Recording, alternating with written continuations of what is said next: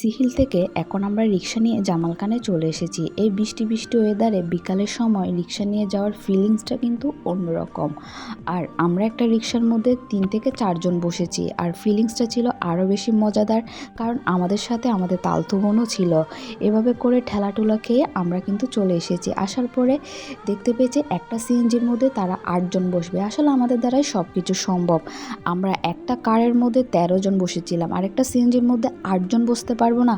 বৌদিরাও কিন্তু অনেক বেশি এক্সাইটেড, আর ড্রাইভার কিন্তু টেনশানে পড়েছে আমাদেরকে কিভাবে নিয়ে যাবে। আমরা বললাম আমরা বসতে পারবো, আপনি চালানো শুরু করে দেন। এরপরে আমরা একটা শপিং মলে চলে এসেছি। আসলে এখানে কেন এসেছি সেটা কিন্তু জানি না। যাই হোক, এখানে আসার পরে আমরা অনেকক্ষণ ফটো সেশন করেছি এবং অনেকগুলো আইটেম দেখেছি। কফি শপে বসতে গিয়েছিলাম, কিন্তু তেমন একটা স্পেস ছিল না। এরপর আমরা বাইরের যে গ্যালারিটা ছিল সেখানে কিন্তু আমরা ছবি তুলেছিলাম, ফটো সেশন করেছিলাম এবং অনেকগুলো ইউনিক আইটেমও দেখেছিলাম। এখানে যে বেলা বসের যে কল রেকর্ডিংয়ের যে সিস্টেমটা ছিল, এটা আমার থেকে স্পেশালি অনেক বেশি ভালো লেগেছে।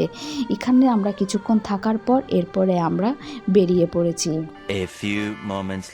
আমরা একটা রেস্টুরেন্টের মধ্যে চলে এসেছি। রেস্টুরেন্টের মধ্যে আসার পরে আমরা মেনু লিস্টটা দেখছিলাম, আসলে ওইখানে আজকে কি কি আইটেম রয়েছে, এবং চারপাশে কিন্তু প্রচুর ভরপুর ছিল, মানুষের সমাগমও অনেক বেশি ছিল।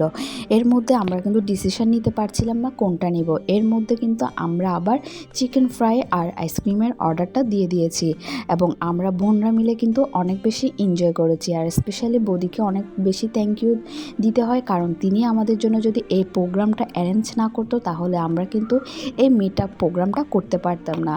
আমরা অনেক বেশি মজা করেছি এবং অনেক আনন্দ করেছি। বৃষ্টি না হলে হয়তো আমাদের মজাটা আরও বেশি হতো। যাই হোক, আজকের এই ভিডিওটা এখানেই শেষ করছি।